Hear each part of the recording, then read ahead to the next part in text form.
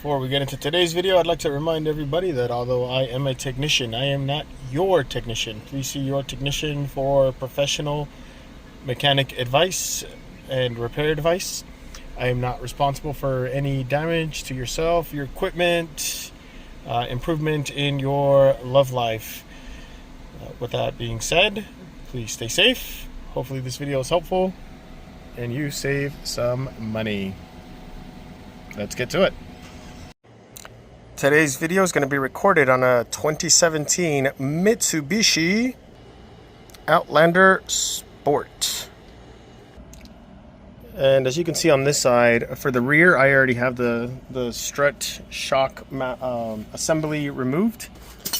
So you can see I got the spring compressor tools here, and the customer is complaining that when he's on the highway, the car kind of drifts and does whatever it wants, and you can see there's no action on this strut. This thing is completely shot. It's supposed to shoot up by itself, even if slowly. So I'm gonna show you guys how to remove this assembly, how I got here, yeah, hopefully this will help anybody out there. Step one, we are going to open up the rear tailgate. Okay, just remove your cover here. Okay, once you got that cover out of the way, I'm gonna pull this guy up. It should these just kind of slide in. At least this model that I know of didn't have a lock in it. As far as I can tell, this foam comes up first. You can see it kind of right there, that little jigsaw puzzle piece. So do the right side first. Just slide that out of your way, and then you can remove the left side and slide that out of your way. And I just all I did was pull up, and those foam pieces came out. Okay.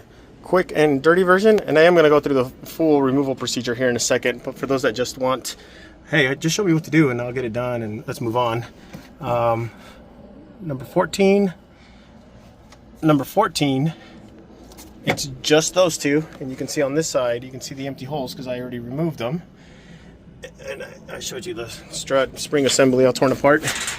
And then it's a 17 here and a 17 on the opposite side, nut and bolt. You remove your tire, and that'll come out. So let me show you guys how that's done. Of course, make sure you got jack stands, jacks. I got chalk blocks on the front wheels. Absolutely, stay safe, guys.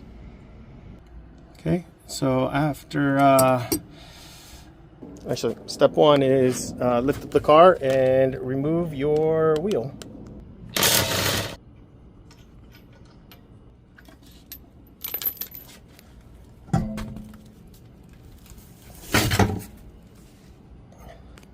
Okay, with the strut assembly, there's only two nuts that hold two studs that are on the strut assembly itself. That go on the inside. Let's remove the two nuts, and it won't drop immediately. At least it shouldn't. And then we'll go from there. Let's sit you down. Okay, so where was I? So number 14.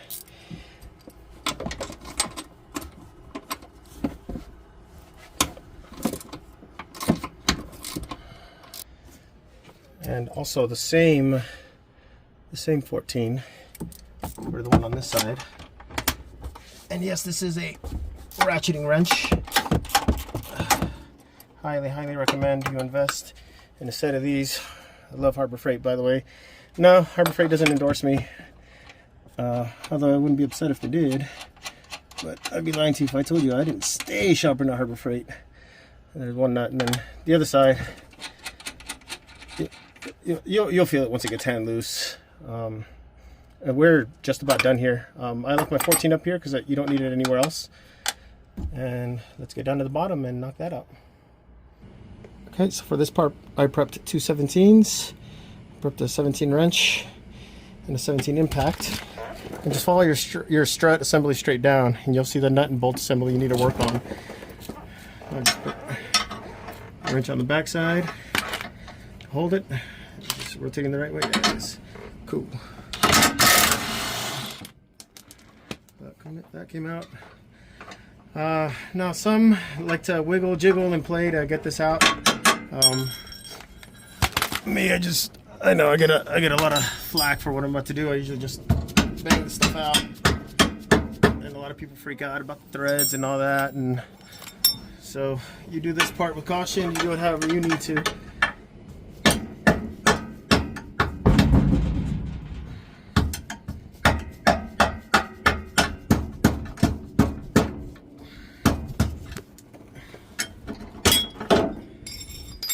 And you saw how this bounced up, so it's not like anything's going to fall on you, unless of course your jack stand, all that stuff failed. That's different. But really the only reason you need the wheel removed, you need a little bit of force to move this down. Some people like to use pry bars and whatnot, but I just like to use some brute force. Oh, come on. Okay, I'm gonna go get the tube. I'll be right back. Let me give you guys a little different angle on here. You can see that all we gotta do is clear this part up here, and that'll come out. So, yep, and that's it. Ta-da! And the rest is pretty standard. McPherson strut compression. This is also the 17, I believe. And yeah, of course, do their spring compression with caution. As we all know, springs, if they all of a sudden shoot out, decompress, they can definitely cause a lot of damage. So extra caution with whatever spring compression methods you use, whatever tools you use for that.